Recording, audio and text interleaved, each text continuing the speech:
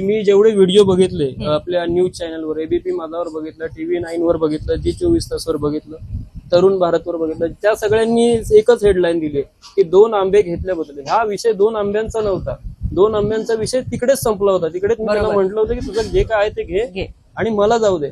त्या माणसाला त्या किल्ल्याचा गेट बंद करून माझ्या फॅमिलीला तिथे 2 तास बसवायची गरज नव्हती. म्हणजे आता आम्ही 2026 मध्ये आहे आणि 2026 मध्ये तुम्ही आम्हाला किल्ल्याचे दरवाजे बंद करून आतमध्ये ठेवायला, तुम्ही काय राजे कोण आहे तुम्ही? तो किल्ला तुमचा नाही, तो गव्हर्नमेंटचा, आणि तुम्ही आम्हाला बंद करून ठेवता 2-2 तास. मी त्याला रिक्वेस्ट केली की माझ्या फॅमिलीला बाहेर जाऊ दे. त्या माणसाने फॅमिलीला पण आतमध्ये ठेवलं. मी तिथे थांबायला तयार होतो.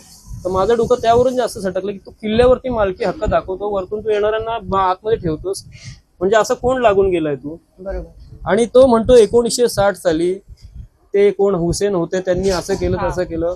जेव्हा इंदिरा गांधीची सरकार होती भारतामध्ये, तेव्हा त्यांनी जी राजेशाही होती ती राजेशाही पूर्ण हटवून टाकली आणि ज्यांचे खरंच किल्ले होते, जसं आपले साताऱ्याचे झाले हे आपले संभाजी महाराज आणि हे आपले उदयनराजे भोसले, त्यांचे खरंच म्हणजे किल्ले होते, आपले गुजरातचे गायकवाड, त्या लोकांनी सुद्धा शासनाला किल्ले हस्तगत दिले, म्हणजे देऊन टाकले. आणि ज्या लोकांनी नाही दिले, इंदिरा गांधींनी त्याच्यावरती जोर जबरदस्ती करून ते किल्ले काढून घेतले आणि त्यांना कैदी केलं.